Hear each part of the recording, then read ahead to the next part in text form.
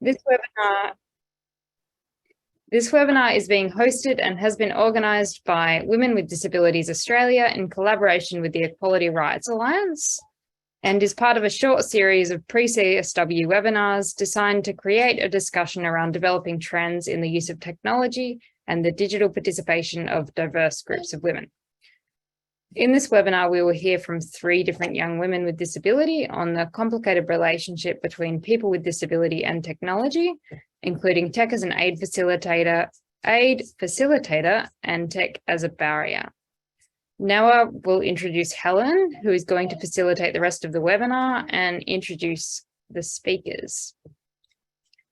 So Helen is the convener of the Equality Rights Alliance, one of the national women's alliances, and ERA's 67 members are non-government organisations and social enterprises with a focus on gender equality, women's leadership and women's diversity, including bringing young women's voices to policy and decision-making.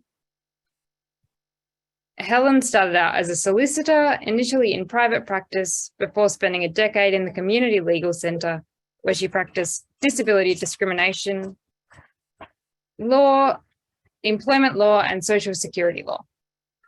Helen coordinates the NGO delegation to the UN Commission on the Status of Women and regularly leads or contributes to drafting shadow reports on various human rights. So I'll pass over to Helen, and I'm sorry for my background noise. No worries at all. Thanks very much, Heidi. And welcome, everybody. It's very exciting to be here today. I'm joining you from Ngunnawal land in Canberra.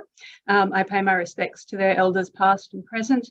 And I'd like to acknowledge the massively important role that Indigenous people are playing in asking us as a society and as communities to reassess the foundations of the power relationships on which we build our society, because that's key to what we're here to talk about today. There are so many ways in which we are a people just learning to listen to each other. And one of the things that the Commission on the Status of Women in New York does each year is brings together a really diverse bunch of women from across the world to participate in the UN's only event that's specifically devoted to gender. It's a critically important event that occurs every year. It involves about 8,000 delegates from across the world, including delegates from governments across the world, delegates from large NGOs and UN bodies, and lots of people like you and me who go there in order to try to set the baseline standard for what it is that we should do in relation to gender equality. And this year, the theme for CSW is, what does living in the digital world mean for gender equality? And that's a theme which is both very, very timely, but very, very complex as well. One of the things we're hoping to do here today is to unpick some of that complexity from the perspective of women living specifically here in Australia who are interacting in the digital world in ways that perhaps aren't understood very well, either by governments making policy or by large tech giants who are currently designing the next generations of the tech that we will all live with. So I would like to hand over to our first speaker, who is Claire Bertholli. Claire is a young activist who is active in a whole range of networks. She currently lives on the land of the Awabakal in Newcastle, and she's a youth worker and disability advocate.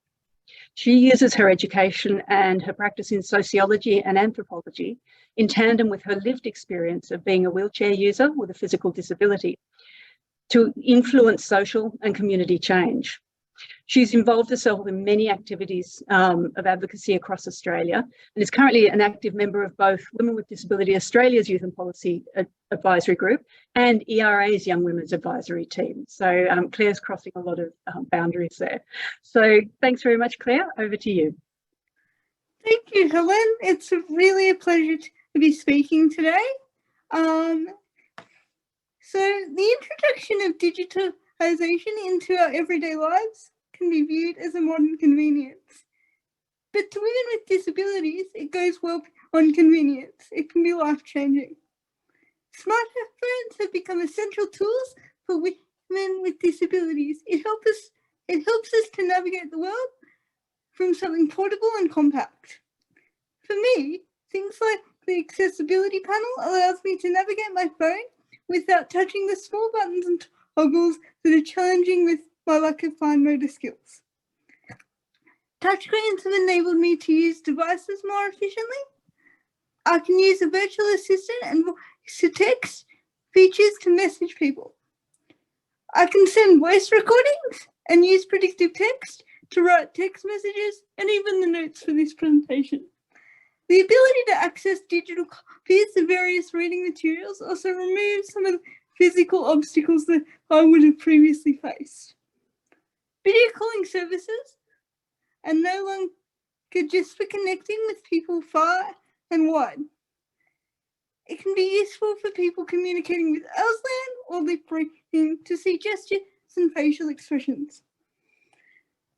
For many disabled women, having access to camera and video in central spot can help people with mobility or sensory needs to identify things they may not be able to see or find when out and about in the community. Audio captioning and audio description and image description applications can be beneficial to increase access for women with disabilities. I'm aware that there are screen reading functions inbuilt into most smartphones for people who are blind or have low vision. There are many features within the standard settings of digital devices. Often if you search under accessibility in settings, you might find something that will make your life easier. The use of home automation has greatly increased my independence and removed some of the physical limitations surrounding my disability. When I'm at home, I can use apps on my smartphone to turn lights on and off and operate my front door. My video doorbell can assess me, can alert me that my support workers, family and friends have arrived to assist me without me having to open the door repeatedly to unsuspecting strangers. I can even tell the postie where to bring my packages, as I cannot physically collect them myself. Digital assistants can help me to schedule my appointments and set reminders for tasks without having to get another person to write them down for me. Having online options means I can do errands like banking, bills, and grocery shopping without having to navigate inaccessible pathways or buildings. Women with disabilities may also use digital tools to have more autonomy over their health and well-being. Telehealth appointments being more readily accessible means that I can often schedule multiple appointments in a day. This can happen in a space where I feel comfortable and more in control, therefore freeing me from the anxiety of sitting in a stuffy waiting room for hours for a 10-minute appointment. I acknowledge that medical data sharing through things like my health record can be viewed as inherently risky. But for women with disabilities, having access to all your medical information in one central place makes life much easier when you're dealing with multiple medical professionals. On an individual level, the health features within smartwatches can monitor for things like falls, fluctuations in heart rate, and reminders to eat, drink. You can even receive notifications to move around. It can detect changes to your sleep and menstrual cycles, which may assist women with disabilities to keep track and have an automatically generated record of their health and well-being.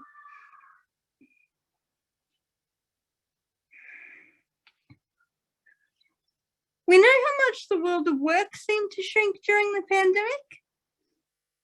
People were allowed to work from home, and virtual meetings and tasks became the norm almost overnight. These provisions were what disabled people had been advocating for years. The sudden move to online opened up opportunities I would have never sought out beyond where I live. I was able to participate in projects and workshops interstate and overseas, which presented new opportunities. I didn't have to worry about traveling or booking support.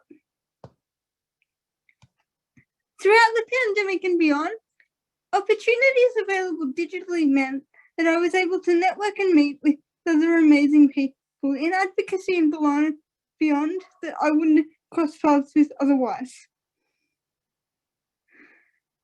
This online workspace enables me to connect with others that live in different areas or that I would have not had the capacity to meet with in person. To this day, I'm involved with the youth-based teams at WIDA and ERA. Although I haven't met these teams in person yet, we trust each other innately to develop strategy, policy, and events with the team that sees each other regularly face to face. Even the UN being able to open up events like CSW virtually to a larger audience is a good initiative.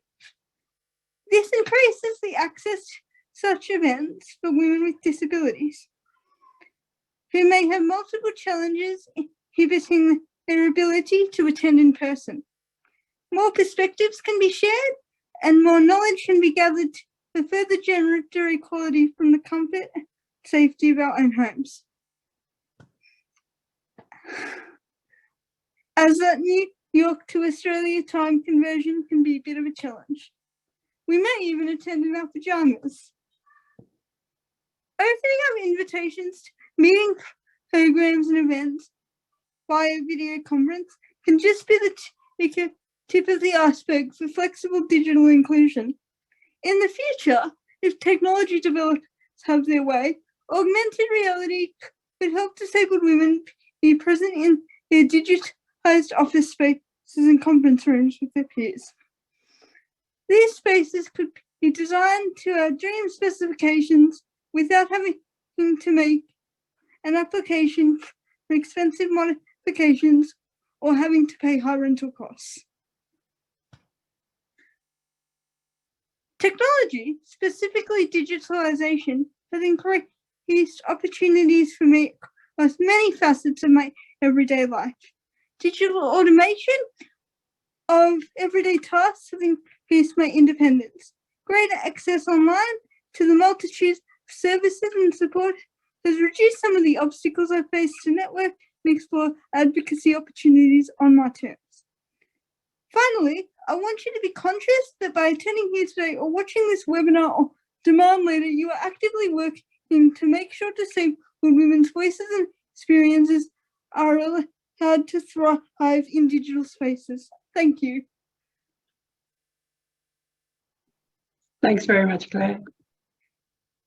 I'm just doing the tech as we go. There we go.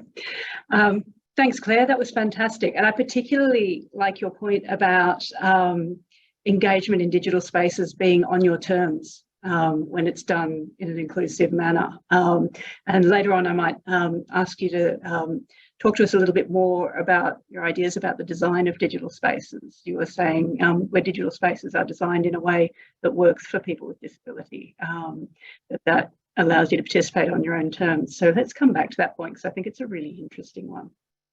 Our second speaker this afternoon is Margherita Dall'Occo-Vaccaro, who I have, again, is a person being shared between Women with Disabilities Australia and Equality Rights Alliance. Margherita is a migrant queer young woman with a disability. She currently works at youth development at Women with Disabilities Australia, where she works on a wide range of projects which advocate for young women and gender diverse people with disability. She has multiple other roles in disability and equality organisations, including being on the steering group of the Equality Rights Alliance, all of which roles she's working towards disability justice. So over to you, Margherita. Hello, everyone, and thank you so much, Helen, as well as Claire, for starting this important conversation with some really important examples. I want to start by acknowledging that I am on Whadjuk Noongar land and pay my respects to elders past, present, and emerging, as well as acknowledge that the disability movement, as well as the feminist movement, would not be where it is today without the sacrifice and effort of Aboriginal women around Australia. I also want to acknowledge that throughout this discussion, as well as many more to be had, we talk about women and often forget gender diverse people in our community. I know language is difficult at CSW, but I encourage us to expand our meaning and consider the additional discrimination faced by this community. So this year's CSW theme is a really interesting one because of how broad innovation and technology can be, but also, as I'm sure you know, it can mean so much for different people. I'm going to be talking a little bit more about this relationship, but also in relation to some of the CSW commitments and themes that have emerged from the Zero Draft. For women with disabilities, technology and innovation can really mean anything from technology used to help us in our everyday lives that Claire has so eloquently spoken to accessing the internet, to fancy new medical technology, to accessible sex toys, and so many more things. In thinking about this theme and thinking about what technology and innovation means for disabled women, particularly those with multiple intersecting identities, one of the first things I thought of is how complex the relationship between us and technology can be.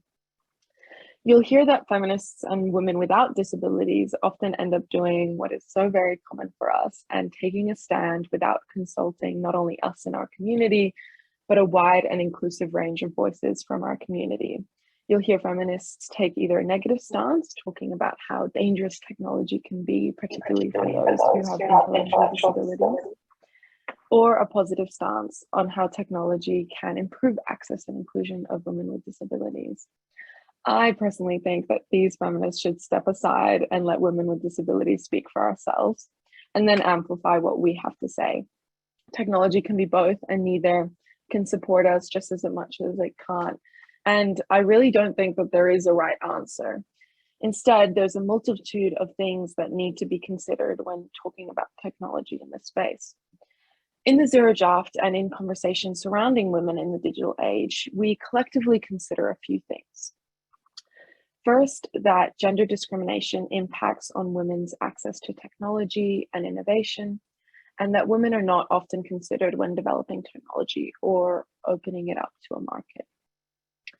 Secondly, there are specific gendered issues that further impede on women's use of technology, whether that's to do with health rights, parenting, or various other things. So in considering this, we consider the additional layers faced by a woman or gender diverse person with a disability in technology. But why do we not hear about disability? Why are we so rarely included? Not only does disability itself interact with the use of technology, but so does gender discrimination. And disability intersects with gender discrimination itself, and then it becomes this big ball of yarn where everything connects. For us, as women with disabilities, it's the lack of universal design and proper infrastructure and systems that limit our access to innovation and resources. Most women with disabilities are facing some other type of discrimination, either due to race, citizenship status, income, or other identity. If we forget that there are these multiple layers of discrimination, we forget how different the experience of our community is from simply gender discrimination in technology. When we think about diversifying feminism and including different voices, we often forget how these voices interconnect so much. We talk about committing to gender equality goals, one of the big things that happens at CSW. And we talk about all or vulnerable women. But as women with disabilities, we are so often made vulnerable by the lack of supportive systems and infrastructure around us. A specific complexity for women with disabilities is the fact that even if there is technology with us in mind, we often aren't supported to use it or have access to it. And when we are supported to use it and have access to it, it can be very strict with updates and with things that maybe we want to use further. There's so many wonderful innovation and resources in the digital space that are made to support women, to further gender equality and close the gap. But so many of these resources online aren't made for women with disabilities. They aren't made in easy English, or aren't screen reader friendly, or they're simply too hard to find on a website. This extends to people not having the training to understand the complexity of disability, or various communication needs, or simply not asking. Unfortunately, not only is this a common occurrence, but it means that our community has to fight harder to get involved and included in feminist spaces. Technology is key in access for so many, like we heard from Claire, but when we talk about the digital world and online, we also have to consider about the future, new innovations that come out and new feminist systems that are put in place. Are they going to be considering women with disabilities? When we talk about considering our community, we also have to think about what ableist attitudes people and feminists themselves bring to the conversations. What assumptions about us have people already made that limit our inclusion and involvement in technology? Have big organizations and tech companies already created without consultation? Have advocates pitied us and assumed that we don't want to get involved or are too busy fighting for other causes? Have we made assumptions about young women who are institutionalized and have limited or no access to the internet and online, thinking that they don't want to participate in youth culture like other young people? When we think about what Australia agrees to at CSW, we need to examine and inspect our preconceived assumptions and beliefs about not only women with disabilities, but women with disabilities facing other specific discriminations. Thinking about the CSW commitments and the zero draft that was released, there were notes about having an appropriate response to the needs and priorities of women, particularly those facing additional levels of discrimination. I want to note here that historically, for women with disabilities, our needs and priorities are not always the most sustainable or easy to get. In fact, many governments around the world have made it harder for our needs and priorities to be met, specifically in the digital world. We know that if we don't specify these needs, then they won't be met, even if they take time, energy, and financial investment. We need to make sure that this is obvious for governments and organizations. I also want to end on another note, and that is that women and gender diverse people with disabilities are innovators in everything we do. We are creative and smart, and so many of not only the communities, but the world's innovations have been made by women with disabilities. I want to highlight at CSW how women with disabilities should not only be included because technology is such an inherent part of our lives, but because we are problem solvers at our core. I know there's so much to think about and so much to do, but I also know that if we work together, we can have a more permanent seat at the CSW table.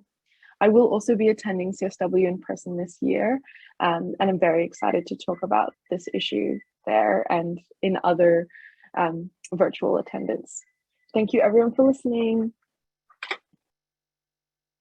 Thanks very much, Margherita. That's a really interesting point you ended up with there about how women with disability are problem solvers, are people who are used to having to think about design and used to having to think about how to plan your day, how to make your day work. And it occurs to me that that is exactly the skill set that big tech companies are looking for when they look for designers. And I think there might be something interesting for us to think about in terms of the idea that universal design and design that comes from people with lived experience becomes design that is more usable for more people, and therefore a better commercial prospect, ideally. So there are some interesting ideas for us to examine there. Our third speaker today is Amy. Amy Marks is a screen media creative and filmmaker and an activist with a focus on developing opportunities for people with disability from Naarm, which is on Wurundjeri country in Melbourne. She uses she, her pronouns, and she lives with physical disability and has lived experience of ill mental health. She holds a Bachelor of Screen Media and as a student was awarded a Westpac Young Technologist Scholarship in 2016. She's worked at numerous youth and disability organisations at both a state and a national level. And most recently, Amy won the 2021 Stella Young Award from Arts Access Victoria for her commitment to arts and activism and is currently working on her debut short film. Over to you, Amy. Thank you so much, Helen. Hello, everybody. My name is Amy, and as Helen said, I use she, her pronouns, and I'm coming to you from Naarm in Wurundjeri country, or you might know it as Melbourne.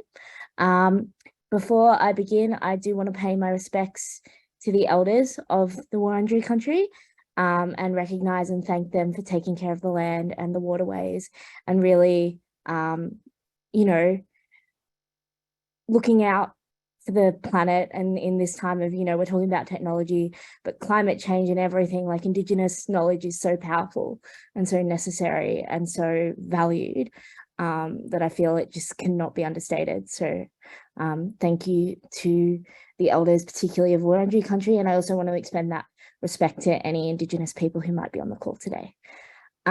So the amazing thing about these conferences, when there's multiple speakers and going last, means you can tweak your speech as people go, but also means that sometimes they've stolen your points, which is great.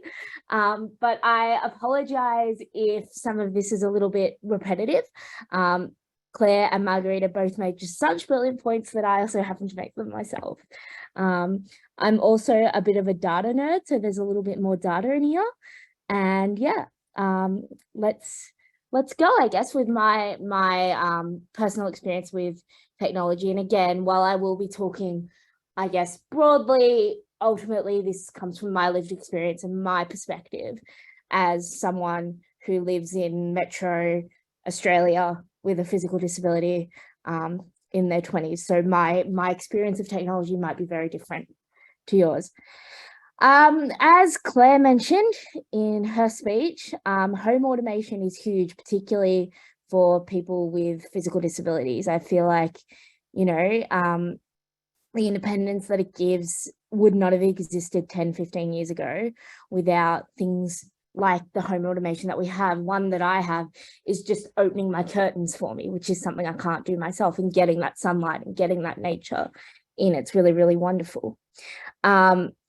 And I feel like Claire just brought it on so beautifully that like home automation can open up all this joy and all this access. But one thing that I want to bring to light is I think there also needs to be more regulation around it, particularly for women with disability, given that there is a potential for over surveillance or use of said technology to, I guess, in some ways bring back the medical model of disability, or have, you know, governments and policymakers potentially utilize that data as a weapon, as much as they say, you know, we don't like doing that. We all know that sometimes they can blur data that they're given to serve their purpose.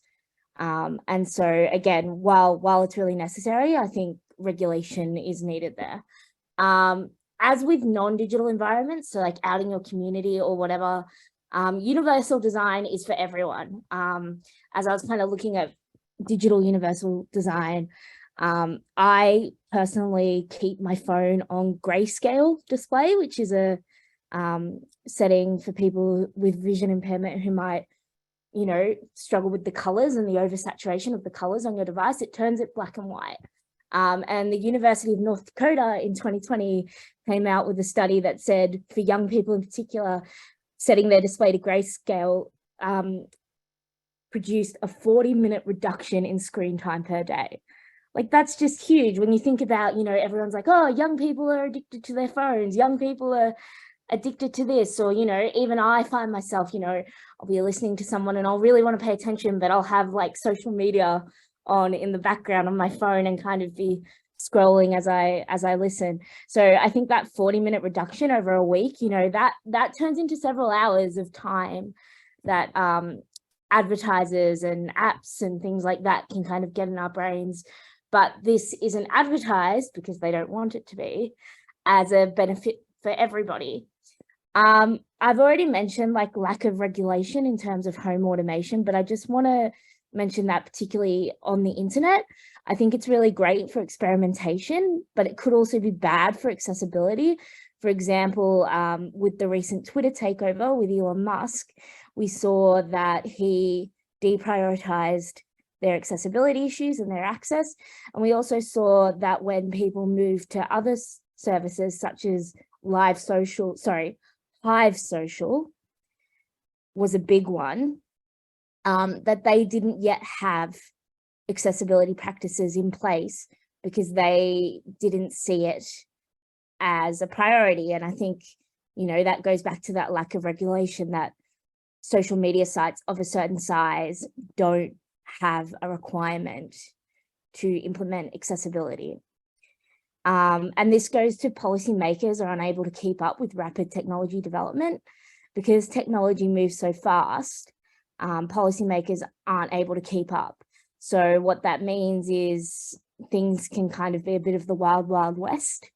And, you know, you have to really be tech savvy to be online, which can present a barrier for women with disabilities who already have barriers in every part of life, that they also have to be extra aware of their online security and extra aware of the potential pitfalls of this digital environment. There's also a lot of social stigma around women using technology and women using smartphones.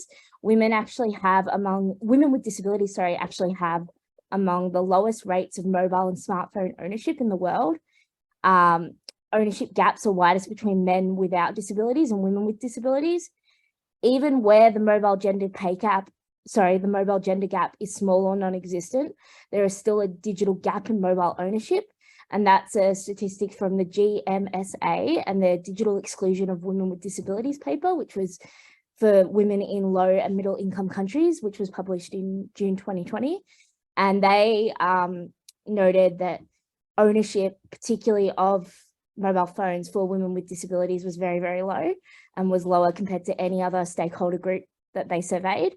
They also recognised that women with disabilities often didn't see mobile phones as a technology device for assisting their disabilities because they weren't given that education on, hey, these are the accessible features you can use. So they didn't even know to necessarily ask for a mobile phone because they didn't know what features it had.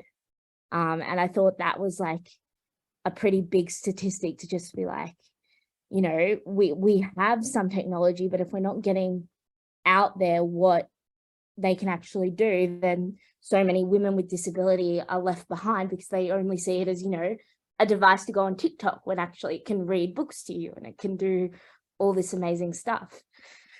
I think there's a lack of funding for coding careers and like overall technology development careers for people with disability, particularly for people with physical disability. A lot of people with physical disability I'm finding are finding careers in coding or in graphic design and filmmaking like myself, very digital, very like savvy, but and don't require necessarily that physical labor aspect, but there's just a lack of funding for that training. Finally, I just really want to touch on television. As a filmmaker, I feel like I would be remiss not to mention it.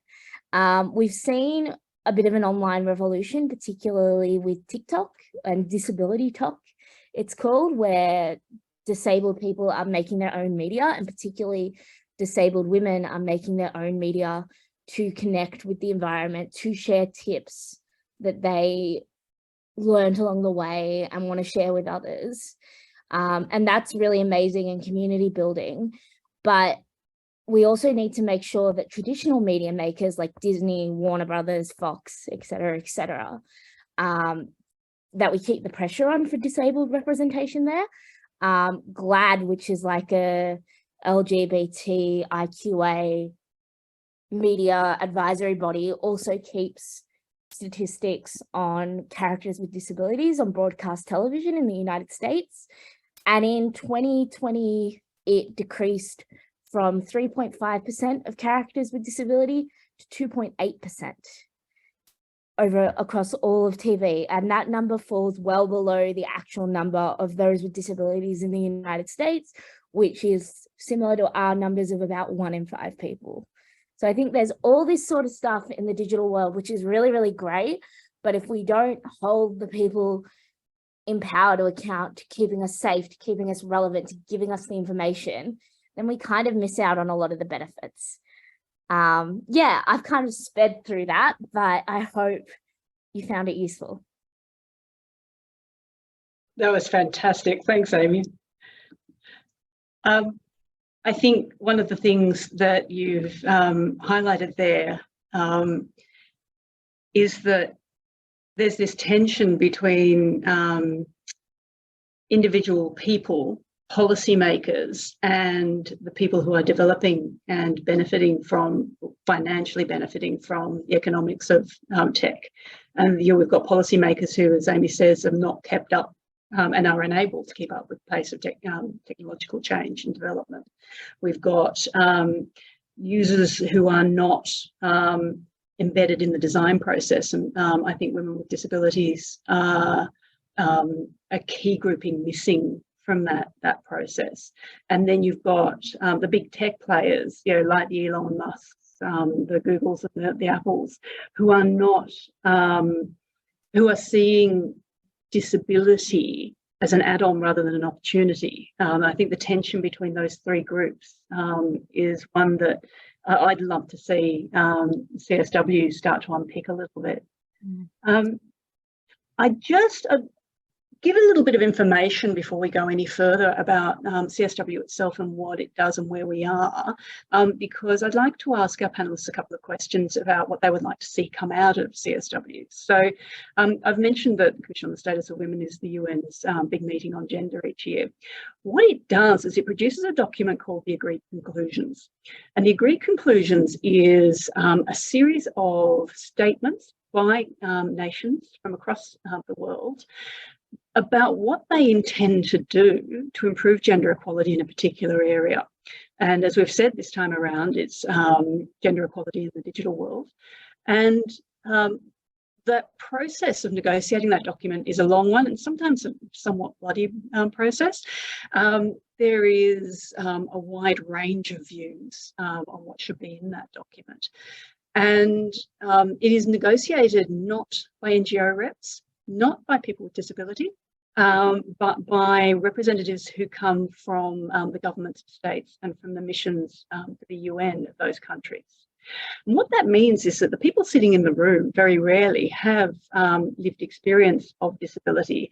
And even if they happen to have lived experience of disability, they're often not people who've spent time analysing how the experience of disability interacts in a policy context. There's a big difference, I think, between being a person who has disability or has experienced disability and being a person who sat down and really thought about, okay, well, what does that mean for public policy? Those people are not in the room when the document is negotiated. In fact, we're not allowed in the room. No NGO reps are allowed in the negotiation room. We all have to sit outside all night while negotiations take place. Fortunately, the Australian delegation is pretty good about running out and telling us what's going on and asking our opinion. But it is a difficult thing. It's a big ask for somebody, particularly somebody with a physical disability or a sensory or psychological disability that makes travel difficult, to get yourself all the way to New York. So there is this hole in the CSW space, and I'm thrilled that Margherita and Kelly Cox are going to be with me at CSW this year. But in the process we're in at the moment, there's some negotiation happening right now about what's in that agreed conclusions document. We've just seen what's called the zero draft, which is kind of like the first pass. It's not intended to be a serious version of the document. It is intended to start a conversation. And the thing that stuck out for me in that zero draft was that there's very little consideration in that document of what it's like to be a person with disability interacting in the digital world. And there's very little consideration of what it's like to be a person living in a rural, regional and remote area and interacting with the digital world, particularly taking the Australian example, having those intractable issues that we have around simply being able to access infrastructure in regional and remote areas. And so put those two things together and have a woman with disability or a person with disability in a rural, regional or remote area. It seems to me that the zero draft at this point doesn't cover you. So we've done some work on that. But given that we're at the early stages of negotiation, I would like to know from each of our speakers today, and I might throw to Claire first, what is it that you would like the nations of the world to commit to do in relation to gender equality in the digital world from the perspective of your experience as a person with disability? What is it you think states should say, we will do this? Claire, over to you. And thank you, Helen. As my new speakers said, it's very important that we have these things in a metaphorical set at the table. I think it's important that we look at not new developments in technology, but making sure that all states commit to just having basic access granted to things like smartphones and Wi-Fi for all women with disabilities, and make the commitment before we go to bigger picture aspects. And that these kind of inclusions and these things are designed alongside women with disabilities who actually use the tech that they want to use. And Claire, when you think about that, when you think about ensuring a basic level of access, does that mean we need to take a basic level of tech development out of the hands of private companies and have community organisations or other sources providing a basic affordable level of tech to everyone? Would that work? I think that would work. As you were saying, if it was on a community level, as Amy was saying, you could even train up community members to be able to run and operate that themselves. Yeah, because we're seeing similar things with energy policy at the moment, aren't we? Where community organisations are getting together and funding batteries or solar, small solar installations. I'm wondering whether we could see something similar in relation to getting the mobile phone tower in, or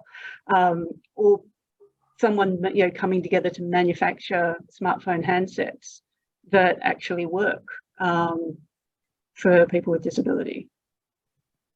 Yeah, I think that would be a great first step. Yeah. Thanks for that. Margherita, your thoughts on that? What would you like to see states commit to?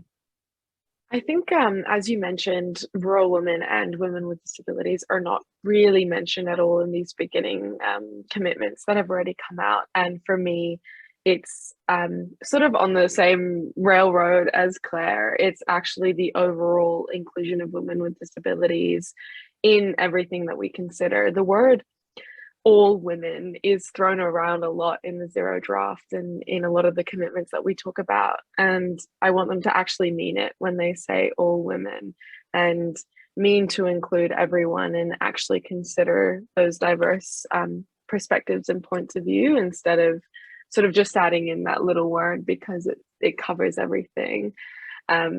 So for me, it's really just starting to think about, who's not included and what groups are not being mentioned.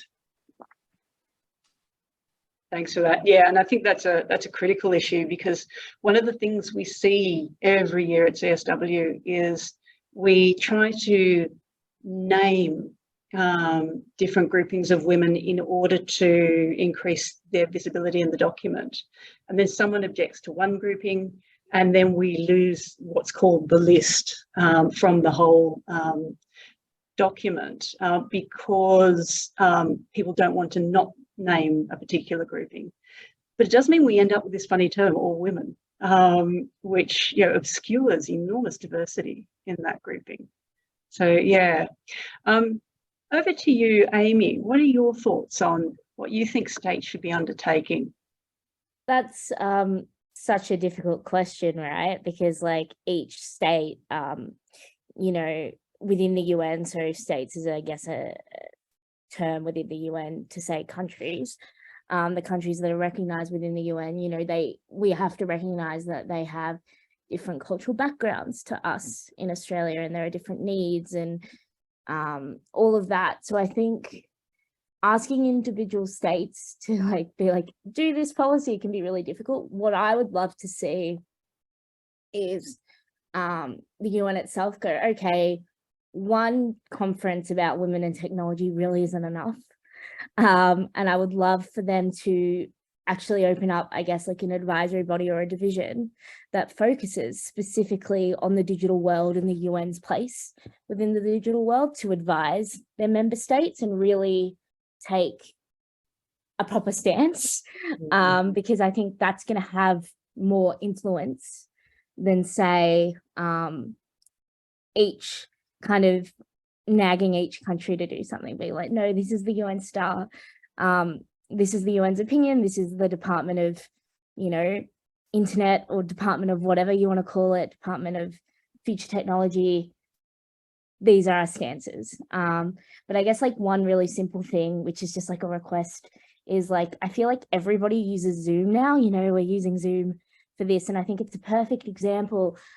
Before everyone logged in for the conversation today, we were having some trouble with the captions. And to fix the captions, you have to go into the advanced feature.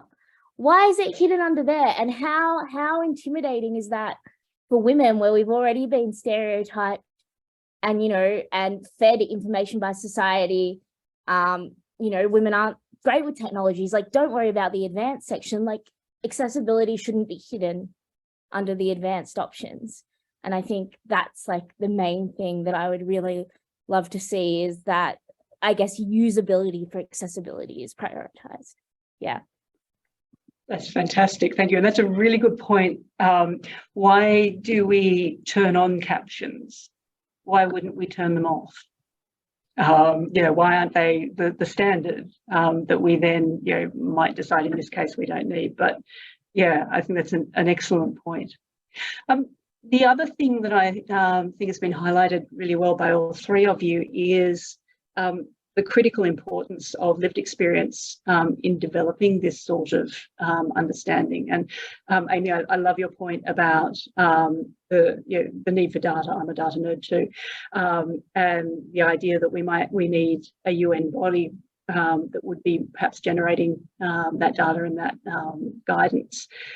What about that voice in CSW itself? I mean, as I say, it's 8,000 delegates turning up to New York and milling about for 2 weeks. Given that we're recording this and we're going to ask the Australian NGO delegates who are going to New York, who are somewhere in the region of about 40 people, I think, to watch this presentation, even though they may not have been able to join us today.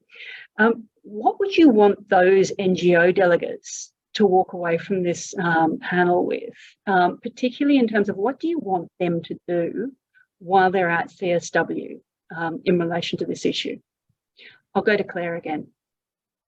Hey, thanks, Helen. That's good. That's a really interesting, really complex question, because there are so many different things to think about and so many different aspects that come into the use of technology for women with disabilities. But I just really want people to take away that, like, without technology, women with disabilities like myself cannot live the lives we want to live and have the independence we have now, and that these kind of things that and just independence aren't big arts, they're just like apps and things that we and settings on our phones that we can use for access. So I think I want an understanding that change doesn't have to be big, it can just come from understanding where settings are and where accessibility is in the technology we use every day, how to better harness that. Yeah, thanks. Thanks, Claire. Margherita? I want to highlight the point that Claire said, because it's such an important one, and also reiterate what you were mentioning earlier about it's such a huge event that is so well attended, but not by women with disabilities. And so for me, it's that without allies, without women and feminists on the inside that are, you know, asking for our representation, making space for our representation, we wouldn't be able to implement the things that we can all on our own. I know it's really difficult that sometimes we ask people to take a step back or step down or even just shuffle to the side a little to make room for us. But that's what has to be done if we want to be included. And especially, as you were saying, when NGOs are not even allowed in the room when those decisions are being made, let alone, you know, representatives that are all the way over here in Australia and are trying to attend with the weird time zones and things like that, because it is so often inaccessible for women with disabilities to go. And in mine and Kelly Cox's attendance, it's taken a world of organizing and a world of pre-planning that will continue to be done, just for us to attend in a way where we feel safe. So that's what I would say. Thanks, Margherita. And Amy, over to you. Yeah, I think, and I think this was your question, Helen. Please tell me if I'm wrong, but specifically looking at what the Australian delegation can do within CSW, I think Margherita and Claire, but particularly Margherita, just nailed it then, is actually like constantly taking a step back and checking that you are looking for all the voices in the room, or the voices, I guess, in this case, outside of the room by the door, and actually going and asking them, what do you think of this? And I think particularly, you know, you're going to have representatives from WIDA and ERA there, like utilize them, like actually take a step back and be like, let's actually go and ask these questions. And I think rather than making assumptions, just always be like, okay, you know, maybe something you think is quite simple and you go, okay, next, going, no, actually, we do need to go check this with our NGO bodies. And just being really hyper vigilant, even if it means it takes more time and more effort and more energy about going and checking in. Yeah. That's fantastic. Thank you so much. Look, I'm going to call it there because we've had such rich material that we've used up all of our time. So thanks very much to our panelists, to Claire, to Margherita, and to Amy. Thank you for sharing with us your experiences and your wisdom. And we will do our very best to make sure that everything that you've said today gets into the hands of those people going to CSW. But for everybody else who's not going to New York, remember that you can engage in CSW from Australia. Go to NGOCSW, one word, .org. And you will find the website of the people organising the hybrid version of CSW, and that's where you can access the events that will be held online. I'm going to say one last thanks to everybody involved today and hand back over to Heidi. Cheers. Thanks, Helen, and thank you to all our speakers. It was a really great and interesting webinar.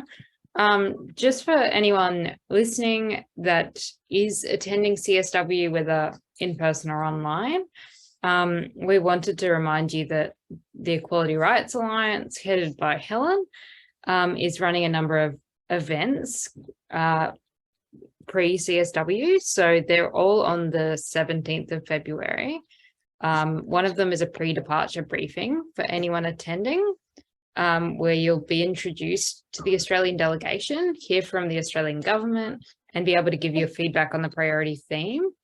The second one is a training session for anyone who hasn't been to CSW before and wants to learn a bit more.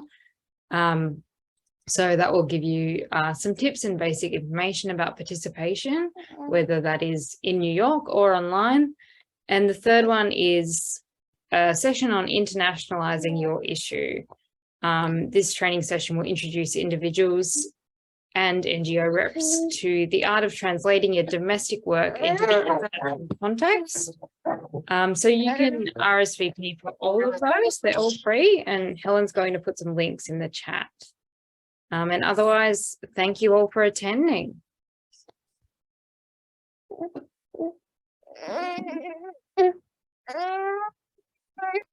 Those links are in the chat now, but we will also send an email out to everyone who RSVP'd with the hyperlinks in them. Thanks very much, everyone. Thanks all.